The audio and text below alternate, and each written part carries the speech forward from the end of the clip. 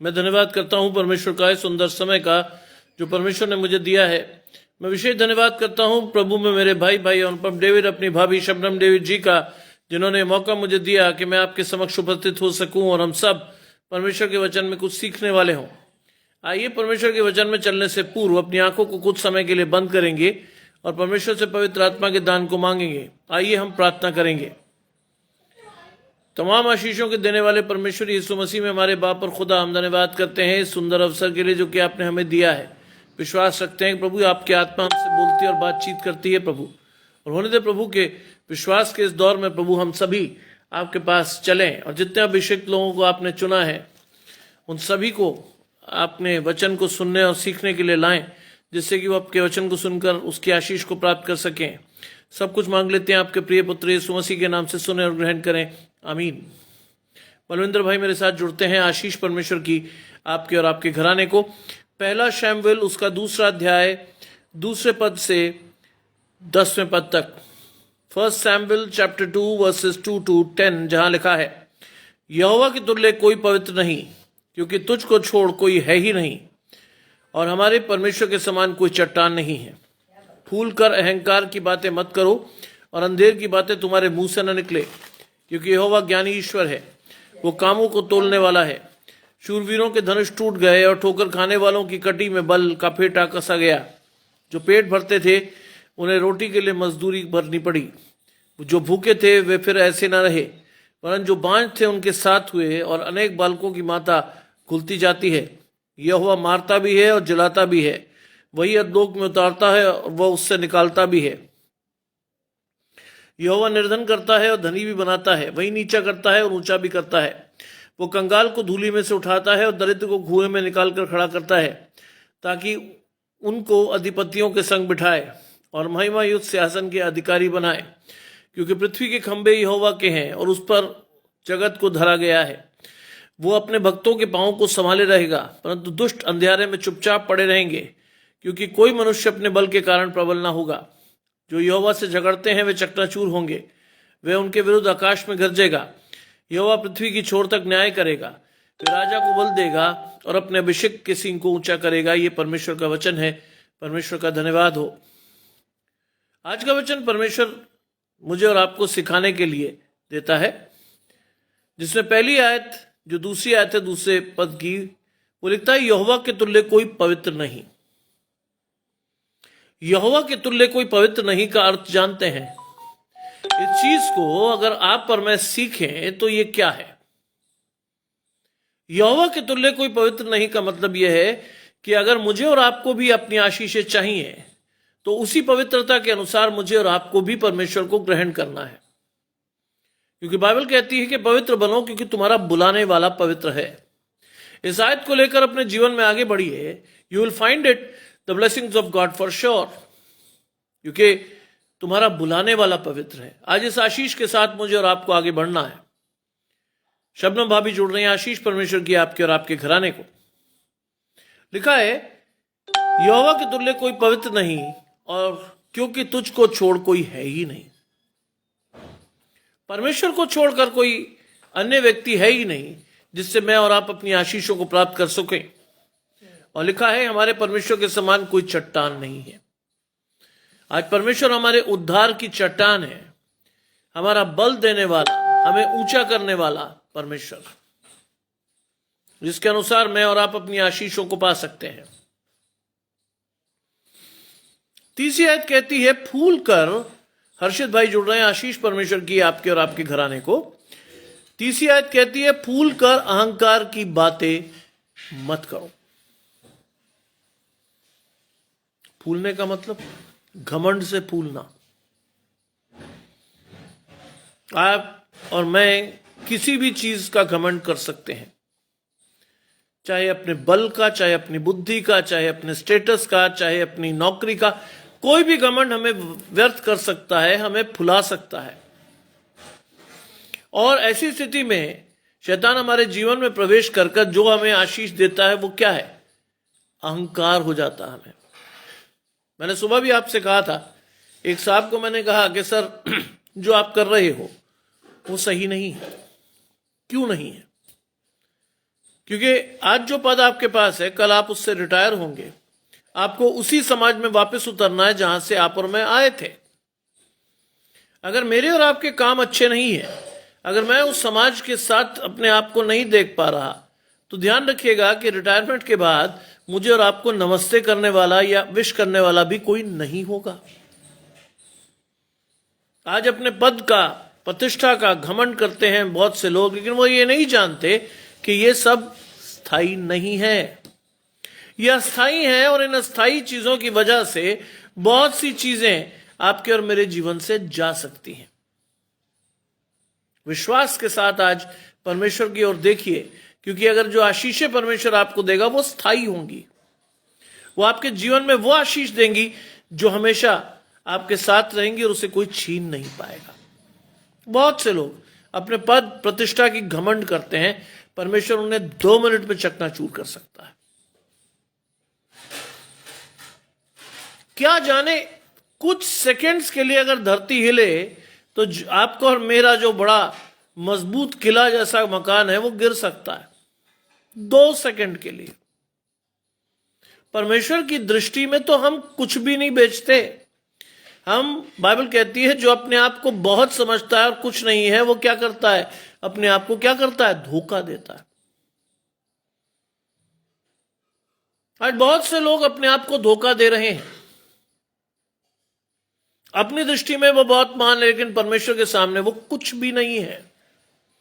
और लिखा है, हमारे परमेश्वर के चट्टान के समान कोई चट्टान नहीं है। परमेश्वर के समान। आज परमेश्वर हमारे उद्धार की चट्टान है। आज परमेश्वर ने हमें भीड़ में से निकालकर उस आशीष को दिया है जिसके लिए मैं और आप ठहराए गए हैं। आज परमेश्वर की वो आशीष मेरे और आपके जीवन में आनी चाहिए कि हम भीड़ से अलग किए हुए लोग हैं। हम परमेश्वर के बुलाए हुए और चुने हुए लोगों में से हैं। अशोक भाई जुड़ते हैं आशीष परमेश्वर की आपके और आपके घराने को। 1 शमूएल 2 अध्याय 2 पद में, 2 से 10वें पद में जो 3री आयत है, फूल कर अहंकार की बातें मत करो। सुबह हमने सीखा है इस बात को। 7 चीजों से परमेश्वर को घृणा है, उसमें से एक ये चीज भी है। आपको और मुझे इस बात का विश्वास होना चाहिए कि शैतान भी अहंकार ही कर रहा था, परमेश्वर ने उसे नीचे गिरा दिया।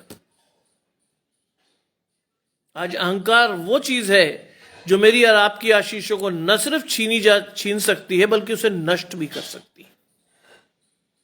इस चीज के अनुसार आपको और मुझे बढ़ना है।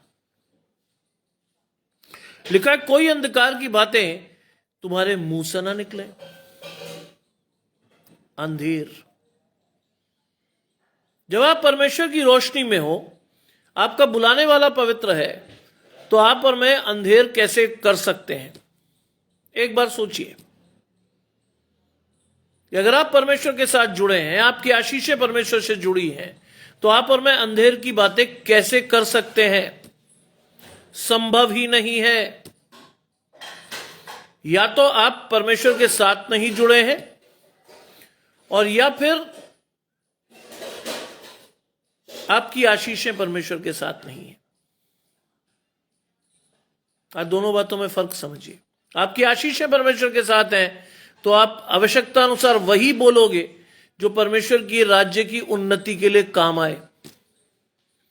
लेकिन अगर आपकी आशीषें, आप परमेश्वर से जुड़े हुए नहीं हो, तो अंधेर की बातें बोलना कोई बड़ी बात नहीं है। लोग बोलते हैं, आज मसीह नाम रखते हुए भी लोग बोलते हैं, मसीह घराने में उत्पन्न होकर भी लोग बोलते हैं।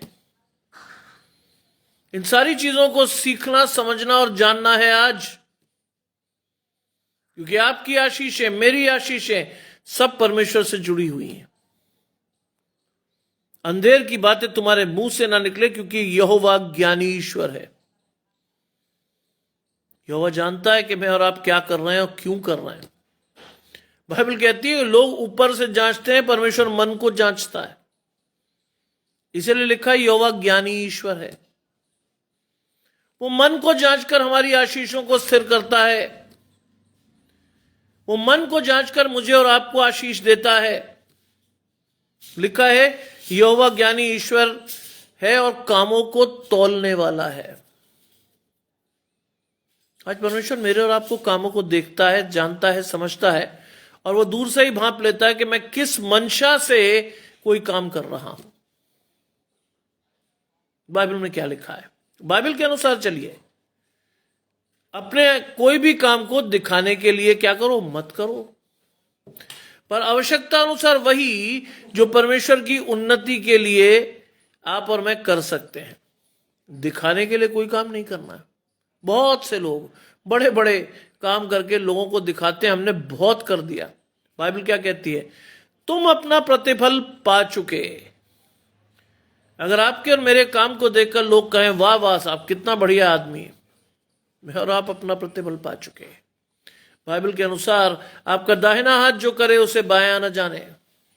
इस आशीष के अनुसार मुझे और आपको आगे बढ़ना है। इस आशीष के अनुसार मुझे और आपको परमेश्वर से आशीषों को लेना है। परमेश्वर कामों को तौलने वाला है। परमेश्वर कामों को तौलने वाला है। इस आशीष के साथ मुझे और आपको बढ़ना है। और लिखा है शूरवीरों के धनुष टूट गए।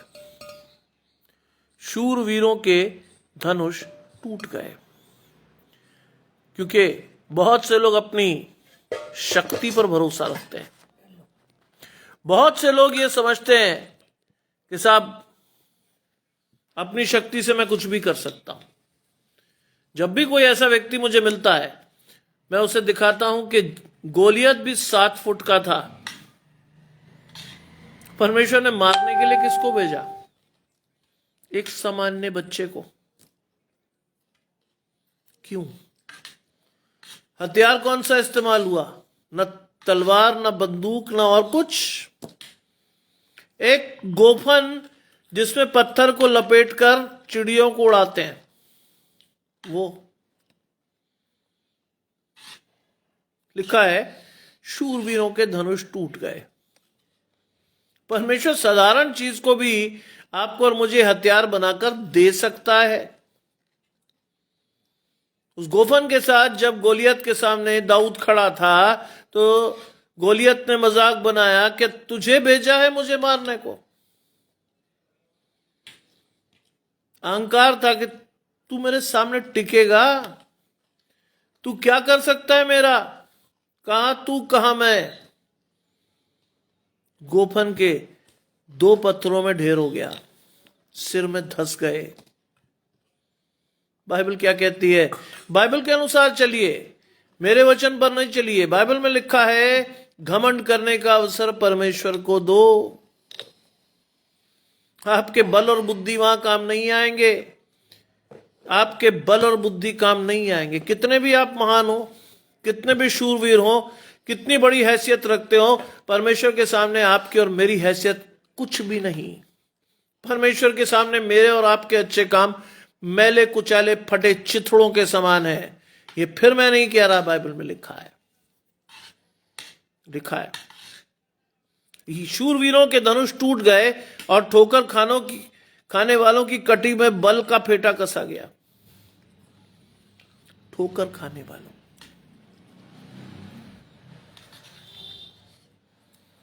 आज ध्यान रखिएगा, मुझे और आपको परमेश्वर ने आशीष देकर इस संसार में उतारा है। हमें लोगों को आशीष देनी है, ठोकर नहीं खिलानी। मुझे और आपको देखकर लोग ठोकर ना खाएं। बाइबल कहती है कि यदि आप और मैं ठोकर खिलाते हैं तो हमारा हश्र क्या होगा?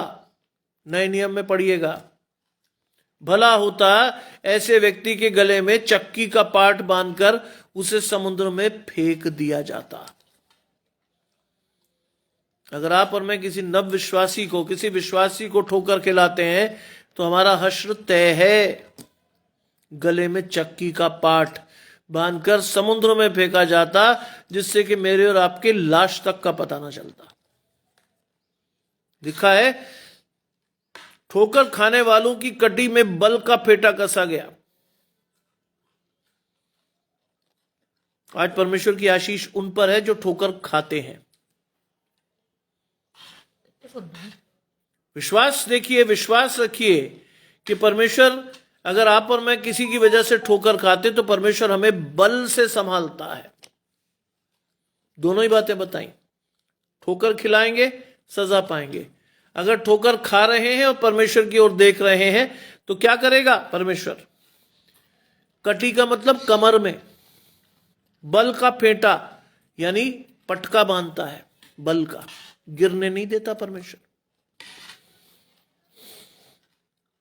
क्या लिखा है बाइबल में? बाइबल में लिखा है कि एक भी चिड़िया परमेश्वर की इच्छा के बगैर नष्ट नहीं होती। अपने ऊपर ले लें तो क्या लिखा है? तुम्हारा एक एक हड्डी और एक एक बाल मैं जानता हूं, और मेरी इच्छा के बिना उनमें से एक भी टूटता नहीं है। आज बहुत सी चीजें आ गई ना, मुझे भी लोगों ने बहुत प्यार से समझाया, अरे सर आप तो प्रोफेसर हैं। मैंने तो हेयर बॉन्डिंग करा लीजिए, हेयर वीविंग करा दीजिए, ये हो जाएगा, आप बड़े स्मार्ट लगेंगे। मैंने कहा बेटा मैं जैसा हूं वैसे ही बहुत अच्छा हूं, क्योंकि ये जो प्रतिरूप है, ये जो व्यक्तित्व है, ये मेरा नहीं है, ये परमेश्वर का दिया हुआ है। ये मेरा शरीर नहीं है, ये परमेश्वर का मंदिर है। इसमें मैं कोई भी परिवर्तन नहीं कर सकता, और करूंगा तो बिना परमेश्वर की आज्ञा के नहीं। आज हम कहते हैं ना मेरी बॉडी, माई बॉडी, हमारा है ही क्या जीवन में? कुछ भी नहीं। हम जोर लगाते हैं ऐसे ऐसे उल्टे सीधे काम करने के लिए। बाइबल क्या कहती है? तुम्हारे एक एक हड्डी और एक एक बाल की रक्षा मैं करता हूं। विश्वास रखिए, आपका शरीर भी आपका नहीं है। अगर आप परमेश्वर की आशीष के अनुसार चलते हैं तो ये परमेश्वर का मंदिर है, इसमें परमेश्वर रहता फिरता, चलता फिरता और अपने काम करता है। बाइबल कहती है तुम इसे नष्ट करोगे, मैं तुम्हें नष्ट कर दूंगा। As simple as that. बहुत ही साधारण सी बात। अगर आप परमेश्वर के दिए हुए शरीर को नष्ट करोगे, परमेश्वर आपको नष्ट कर देगा, खत्म। इसके में इफ और बट का कोई सवाल ही नहीं पैदा होता। लिखा है जो पेट भरते थे उन्हें रोटी के लिए मजदूरी करनी पड़ी।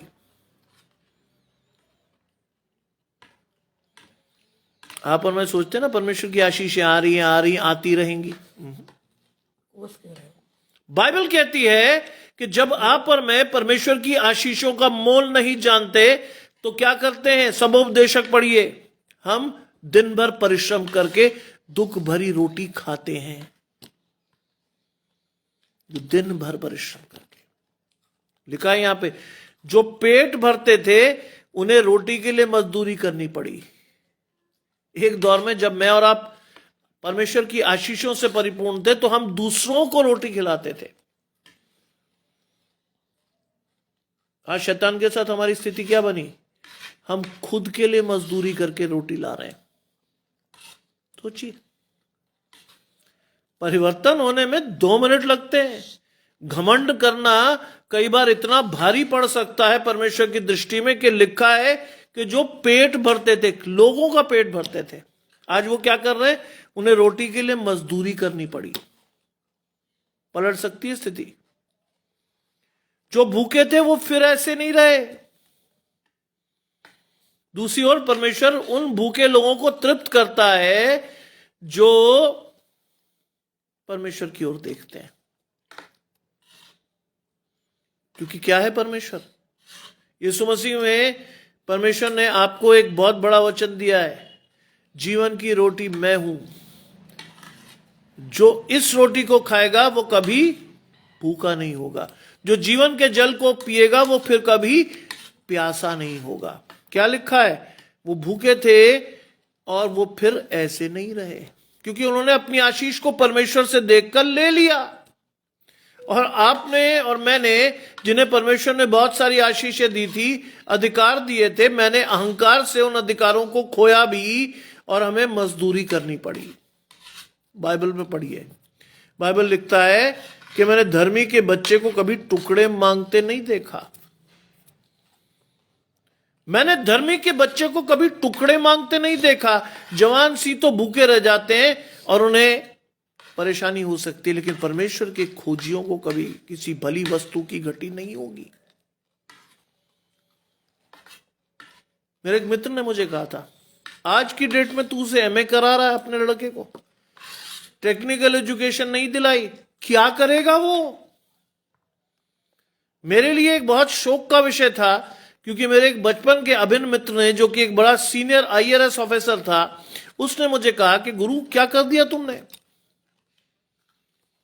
और ऐसे में जब मैं डिस्ट्रेस में जाता हूं, मेरे लिए सबसे ज्यादा इंपॉर्टेंट होता है परमेश्वर का वचन। वहां इस आशीष को मैंने पाया अपने बेटे के लिए, वहां उस आशीष को मैंने पाया अपने बच्चे के लिए, जहां लिखा गया कि मैंने धर्मी के बच्चों को कभी टुकड़े मांगते नहीं देखा। यह है आशीष। लिखा है, वरन जो बांझ थे उनके साथ हुए। आज सुबह सुबह एक महिला ने मुझे टेक्स्ट किया कि 4 साल से बच्चे की आशीष के लिए वो परेशान है। मैंने उन्हें जवाब दिया कि आपके विश्वास से आपकी आशीष आपको मिलेगी। प्रार्थना करिए, लगातार करिए, टूट कर करिए, परमेश्वर के सामने गिड़गिड़ा कर कहिए। और वचन मैंने खोला तो मुझे हन्ना की प्रार्थना दिखाई दी, शैमुएल की मां। आज जिस चीज को हम पढ़ रहे हैं वो हन्ना की प्रार्थना है परमेश्वर को। उस विषय पर परमेश्वर ने वो आशीष दी, दिखाया परमेश्वर ने। और लिखा है कि जो बांझ थी उसके साथ हुए। परमेश्वर ने उसको इतनी दिखाई से आशीष दी कि उसके 7 बच्चे हुए। और लिखा है, अनेकों बालकों की माता घुलती जाती थी। अगर आशीष बच्चे की परमेश्वर की ओर से नहीं है तो वो बच्चा आपके लिए आशीष कभी नहीं ठहरेगा। फॉर श्योर, मानिए इस बात को, बच्चा आपके लिए कभी आशीष नहीं ठहरेगा। इस आशीष के साथ आपको और मुझे बढ़ना है। इस आशीष के साथ मुझे और आपको परमेश्वर के साथ इन सारे कामों को करना है। लिखा है, अनेक बालकों की माता घुलती रही। ध्यान से अपनी आशीषों को देखिए, ध्यान से अपनी आशीषों को जानिए। अगर वो परमेश्वर की ओर से नहीं है तो वो आशीष नहीं होंगे कभी भी। खासतौर से आपके और मेरे बच्चे वो आशीष नहीं होंगे कभी। आपको हमेशा परेशान ही रखेंगे वो, आपको हमेशा दुखी ही रखेंगे वो। क्यों? क्योंकि वो परमेश्वर की ओर से मिला हुआ उपहार नहीं है। इसीलिए लिखा है, यहोवा मारता है और जिलाता भी है। इस आशीष को ध्यान से देखिएगा, मारता और जिलाता दोनों चीजें हैं। विरोधाभासी स्टेटमेंट है ये। फिगर ऑफ स्पीच की बात करें तो ऑक्सीमोरॉन लगती है। मारता भी है, जिलाता भी है। क्यों मारता है? बाइबल कहती है उसे क्यों मारता है किसी को, वो कि वो परमेश्वर की ओर से फिर, शैतान की ओर से फिरकर परमेश्वर की ओर देखे। परमेश्वर ताड़ना देता है कई बार। परमेश्वर देता है ताड़ना, जिससे कि मैं और आप अपनी आशीषों के अनुसार परमेश्वर के साथ जुड़ें। मेरे और आपका दर्शन स्पष्ट हो, जिससे मेरी और आपकी सोई हुई आत्मा जगे। मेरे दर्शन के अनुसार मैं और आप अपनी आशीषों को देख सकें, जान सकें कि परमेश्वर ने क्या मेरे और आपके जीवन में किया है, क्या करना चाहता है। जाने परमेश्वर से। आज अंग्रेज भाई जुड़ते हैं, आशीष परमेश्वर की आपके और आपके घराने को। क्या करना है आज, क्या करना नहीं है। इसलिए जान लीजिए, यहोवा मारता भी है और जिलाता भी है। आज परमेश्वर मुझे और आपको ताड़ना भी देता है, क्योंकि वो चाहता है कि मैं और आप अपनी हर बेवकूफ़ी को छोड़ते हुए परमेश्वर के साथ जुड़े, हम अपनी आशीषों को ढूंढ सकें, हम अपने प्रेम के साथ परमेश्वर के, अपने प्रेम को परमेश्वर से जोड़ें, एक निश्चल प्रेम के साथ परमेश्वर के साथ जुड़े रह सके। लिखा है वही अधलोक में उतारता और उससे निकालता भी है। कई बार परमेश्वर मुझे और आपको संकट में डालता है,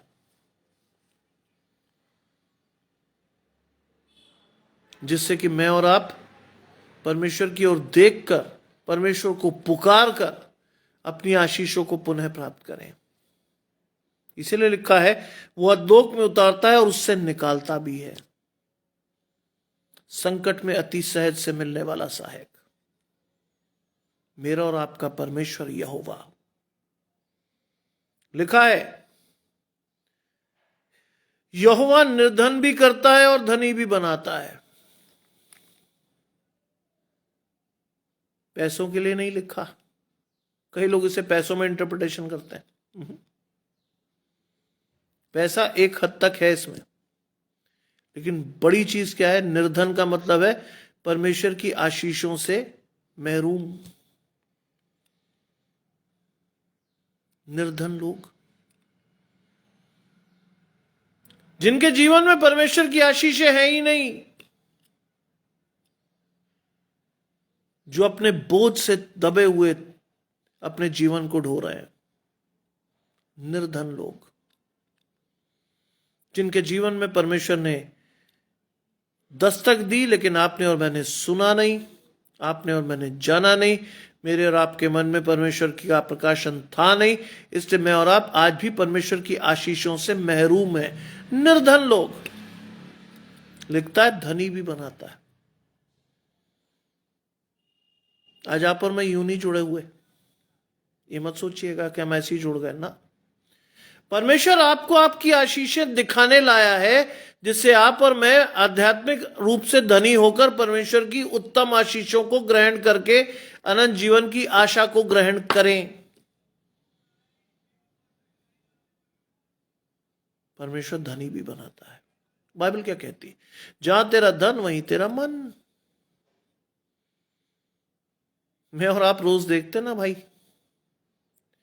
हमें से बहुत सारे लोग शेयर मार्केट में इन्वेस्ट करते हैं। रोज सुबह उठ के देखते हैं कौन सा शेयर उठा, कौन सा गिरा, क्या क्या नहीं। उसी तरह मेरी और आपकी आशीषें, आत्मिक आशीषें भी हैं।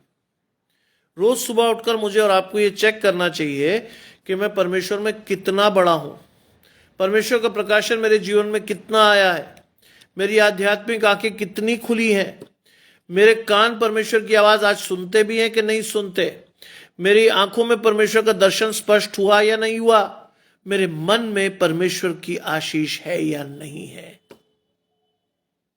यह है आशीष। आज बहुत से लोग इसे पैसों में इंटरप्रेट करते हैं। बाइबल में लिखा ना तो तुम कुछ लाए हो और ना ले जा सकते हो। As simple as that. जो कमाओगे यहीं छोड़कर जाना है।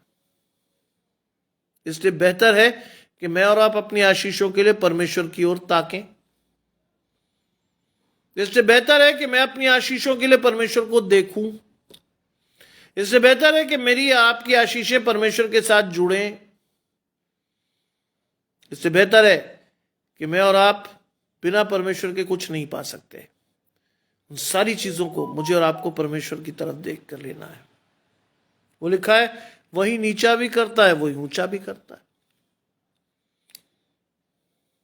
आप घमंड करोगे अपने पद की, प्रतिष्ठा की, पैसे की, तो क्या होगा? परमेश्वर नीचा भी कर देगा, आपको दिखा देगा असलियत आपकी क्या है।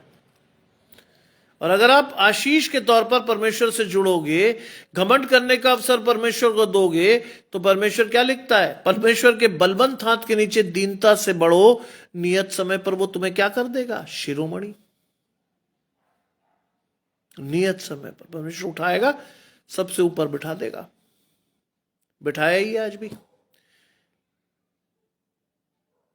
अनंत जीवन की आशा दी है, अपने साथ रखने का वादा किया है। यीशु मसीह ने बताया है कि मैं जाता हूं कि जगह तैयार करूं, क्योंकि जहां तुम रहो वहां, जहां मैं रहूं वहां तुम भी रहो। इससे बड़ी कोई आशीष चाहिए क्या?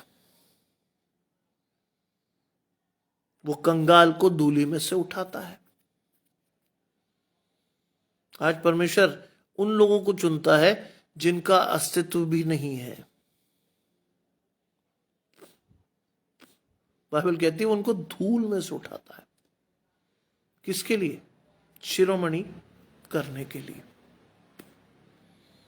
धूल में से उठाता है परमेश्वर, धूल में से, लिटरली धूल में से उठाकर परमेश्वर शिरोमणि करता है। क्योंकि घमंड करने का अवसर परमेश्वर को दीजिए, वरना आप और मैं तो कह सकते हैं सब कुछ पाने के बाद भी कि ये मेरी बल, बुद्धि और शक्ति से हुआ। हम परमेश्वर के सामने बिल्कुल कुछ नहीं कर सकते। इस बात को बहुत ध्यान से समझने की आवश्यकता है। आज इस बात को सीखने की आवश्यकता है। आज वो लिखा है, वो कंगाल को भूमि से उठाता है, धूली से उठाता है, और दरिद्र को घूरे में से निकालकर खड़ा करता है।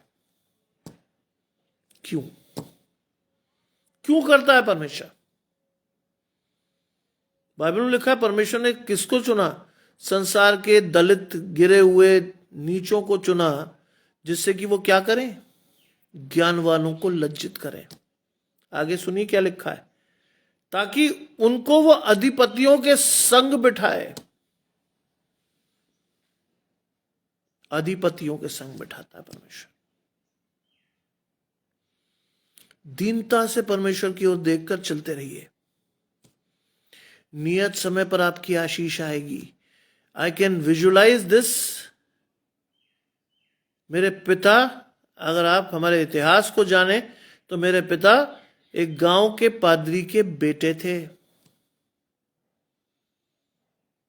परमेश्वर ने उन्हें उठाकर ऐसी ऐसी जगहों पर बिठाया जहां बहुत से लोग बैठने को तरसते हैं आज भी। बड़े बड़े मिनिस्टर्स, बड़े बड़े लोगों से मिलना, उठना, बैठना। लिखा है वो उनको अधिपतियों के संग बिठाए। घमंड मत करिए। घमंड करने का अवसर परमेश्वर को दीजिए। आपकी आशीषें परमेश्वर चल कर देगा आपको, और महिमा मुक्त सिंहासन के अधिकारी बनाए। महिमा युक्त सिंहासन के अधिकारी। आप और मैं तो इधर उधर से कहते हैं ना, यहां से मिल जाए, वहां से मिल जाए, इसको उठा लूं, उसको पकड़ लूं, वहां से लूट लूं, इसको खसोट लूं। बाइबल में लिखा है इधर उधर मत ताक, मैं तेरा परमेश्वर यहोवा हूं। इधर उधर मत देखिए, सीधा देखिए परमेश्वर से। एक टाइम पर परमेश्वर आपको इतने ऊंचे पर बिठाएगा कि आपको समझ भी नहीं आएगा कि आप वहां पहुंचे कैसे। क्योंकि परमेश्वर जो आशीष आपको देगा वो शैतान आपसे कभी भी छीन नहीं पाएगा। ये मैं सिर्फ कह नहीं रहा हूं, ये मेरे परिवार का इतिहास कह रहा है। लिखा है, क्योंकि पृथ्वी के खंभे यहोवा के हैं और उसने उन पर जगत को रखा है। पृथ्वी जहां स्थिर की गई है ना, वो परमेश्वर ने अपने खंभों पर की है। उसके ऊपर परमेश्वर ने पृथ्वी को रखा। इसलिए तो मैं कह रहा था आपसे शुरू, आज 2-4 सेकंड के लिए पृथ्वी कांप भर जाए, क्या होगा? हमें हमारी औकात पता चल जाएगी। कोविड ने तो दिखाई दी थी हमारी औकात, हम क्या हैं। पृथ्वी कांप भर जाए, बस मैं ये कहता हूं। भूकंप का हल्का सा झटका भी कई लोगों को जमीन पर खड़ा कर सकता है। घमंड मत करिएगा कभी भी, क्योंकि घमंड चढ़ी हुई आंखें परमेश्वर को पसंद नहीं है। झूठ बोलने वाली जीभ परमेश्वर को पसंद नहीं है। अनर्थकारी मन परमेश्वर को पसंद नहीं है। बुराई की ओर वेग से दौड़ने वाले पैर परमेश्वर को पसंद नहीं है। ये वो आशीष है जिसको परमेश्वर ने आपको मुझे सावधानी से चलने पर सिखाया है। इनके अनुसार चलिए, इनसे हटकर नहीं। इन सारी चीजों को अपने जीवन में हटा दीजिए, तब आप परमेश्वर की इच्छा के अनुसार अपनी आशीष पाएंगे। नवी आयत कहती है वो अपने भक्तों के पांव को संभाले रहेगा। यहां क्यों लिखा है पांव? कुछ और भी हो सकता था, क्योंकि परमेश्वर की आशीषें आपको और मेरे पांव को दृढ़ करती है परमेश्वर में। हम परमेश्वर की उन आशीषों को लेकर दृढ़ होते हैं विश्वास से कि ये आशीष हमें परमेश्वर ने दी है। हमारा प्रकाशन स्पष्ट होता है। लेकिन लिखा है परंतु दुष्ट अंधेरे में चुपचाप पड़े रहेंगे। दुष्ट लोग अंधेरे में चुपचाप रहेंगे, उन्हें क्योंकि परमेश्वर के सामने वो मुंह दिखाने के लायक नहीं रहेंगे। चुपचाप, अंधेरे का मतलब नरक में चुपचाप पड़े रहेंगे। परमेश्वर का सामना करने की हिम्मत नहीं होगी। लिखा है कोई मनुष्य अपने बल के कारण प्रबल नहीं होगा। कोई भी मनुष्य अपने बल के कारण प्रबल नहीं होगा। आपको वो बल, वो बुद्धि, वो शक्ति परमेश्वर के भय मानते हुए अपने जीवन में लेनी है, जो परमेश्वर की ओर से आती है। ऐसे मत लीजिएगा। लिखा है जो यहोवा से झगड़ते हैं वो चकनाचूर हो जाएंगे। कई लोग कहते हैं अरे क्या है परमेश्वर, कोई परमेश्वर नहीं है। परमेश्वर कहता ले, अब देख, बाइबल में लिखा है धोखा ना खाओ, परमेश्वर ठट्टों में नहीं उड़ाया जाता। मनुष्य जैसा बोता वैसा ही काटेगा। जो यहोवा से झगड़ते हैं वो चकनाचूर होंगे। वो उनके विरुद्ध आकाश से गरजेगा। आकाश से भविष्यवाणी होगी आपको और मुझे नाश करने के लिए। अगर मेरी और आपकी आशीषें परमेश्वर से नहीं है, अगर मैं अभी आंख में अभिमान लेकर या घमंड चढ़कर मैं और आप परमेश्वर के सामने कुछ अनर्थ शनर्थ बोलते हैं, तो ध्यान रखिएगा नाश हो जाएंगे। यहोवा पृथ्वी की छोर तक न्याय करेगा। परमेश्वर का न्याय इतना सा नहीं है, बहुत बड़ा है। पृथ्वी की छोर तक न्याय करेगा परमेश्वर। वो अपने राजा को बल देगा।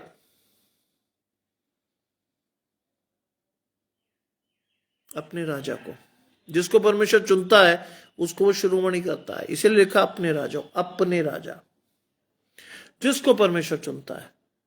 आशीषें सबके लिए नहीं है, ध्यान रखिएगा। परमेश्वर जिसे चाहता है उसी को देता है, हर एक को नहीं देता।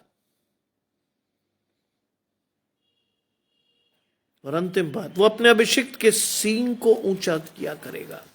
अपने अभिषिक्त के सींग। पुराने समय में अभिषेक करने का तरीका था, सींग में से तेल लेकर सिर पर उंडेला जाता था। उसे कहते थे अभिषेक करना, परमेश्वर के लिए चुनना, परमेश्वर की आशीषों को लेकर बढ़ना। आज वो क्या कह रही है? हन्ना क्यों कह रही है परमेश्वर से कि वो अपने अभिषिक्तों का सींग ऊंचा करेगा, हमें दुनिया से ऊंचे उठाकर आशीषों को देगा। आज इस आशीष के साथ बढ़िए। आपकी आशीषें परमेश्वर की ओर से आनी है। आपको परमेश्वर ने देखना है, सीखना है, समझना है, और आपको भी परमेश्वर की आशीषों के लिए लेने के लिए खड़ा होना है। भागिए मत, भागिए मत। ध्यान रखिए, अगर आप आज भाग गए तो अनुग्रह के उस काल में वो आशीषें जो आपको मिलनी है वो किसी और को मिल जाएंगी। बाइबल में लिखा है इधर उधर से लोग आकर क्या करेंगे? परमेश्वर के राज्य में प्रवेश कर जाएंगे। राज्य की संतान क्या करेगी? बाहर खड़ी रह जाएगी। इन सारी चीजों को अपने जीवन में लीजिए, क्योंकि आप परमेश्वर के लिए बनाए और ठहराए गए हैं। आपकी आशीषें परमेश्वर के लिए ठहराई गई है। सारी आशीषों को अपने जीवन में लेकर अपने साथ बढ़िए। आज परमेश्वर ये आशीषें आपको मुझे दिया चाहता है। कल संडे है। कल ठीक सुबह 6:30 बजे हम परमेश्वर के वचन में जाएंगे, फैमिली ऑफ क्राइस्ट मिनिस्ट्री में, परमेश्वर की आशीषों को लेने के लिए। प्रभु आप सभी को अधिकाई से आशीष दे। मुझे आज जल्दी इसलिए बोलना पड़ा क्योंकि हमारे यहाँ नेटिविटी का प्ले है, जिसमें मुझे पिछले विगत 23 वर्षों से हेरोद राजा का या हेरोदियस का रोल करना पड़ता है। उसके लिए मुझे अभी पहुंचना है। तैयारियां हो रही होंगी, मैं भी जाकर अपनी तैयारियों में व्यस्त होऊंगा। और उसके बाद मेरे साहबजादे गा रहे हैं हेवलॉक मेथोडिस्ट चर्च में, चर्च की ओर से एक सोलो भी, इसलिए मुझे वहां होना है। लौटने में बजेंगे 9 से 10 के बीच में का समय, और इसीलिए मेरे लिए आवश्यक था कि मैं परमेश्वर को प्राथमिकता देते हुए परमेश्वर की आशीषों को लेकर आगे बढ़ूं। परमेश्वर का काम अधूरा नहीं रहना चाहिए कभी भी, इसलिए मैंने उस काम को करने के लिए परमेश्वर को प्राथमिकता देते हुए अपनी आशीषों को परमेश्वर से जोड़ा है। प्रभु आप सभी को अधिकाई से आशीष दे। आइए हम प्रार्थना करें। तमाम आशीषों के देने वाले परमेश्वर यीशु मसीह में हमारे बाप और खुदा, हम धन्यवाद करते हैं इस सुंदर अवसर के लिए जो कि आपने हमें दिया है। विश्वास रखते हैं प्रभु कि आपका आत्मा हमसे बोलता और बातचीत करता है। हमारी आशीषें परमेश्वर की ओर से हैं। आने वाले समय में प्रभु अपनी आशीषों को हमें दें, और विश्वास के साथ हम अपनी आशीषों को लेकर आपको धन्यवाद देने वाले हों। आने वाले समय में प्रभु शैतान का हर हमला हमारे जीवन से नाकाम हो। हमें संभाले, हमारी रक्षा करें, और हर तरह से प्रभु हमारे आने जाने में, चलने फिरने में, लेटने उठने बैठने में आपका हाथ बना रहे। सब कुछ मांग लेते हैं आपके प्रिय पुत्र यीशु मसीह के नाम से, सुने और ग्रहण करें, आमीन। आप सभी को परमेश्वर की आशीषें प्राप्त हों, और आप सभी परमेश्वर की आशीषों को लेकर आगे बढ़ने वाले हों। कल सुबह ठीक 6:30 बजे परमेश्वर की आशीषों को लेने के लिए हम जुड़ेंगे। प्रभु आप सभी को अधिकाई से आशीष दे। आप सभी को जय मसीह की।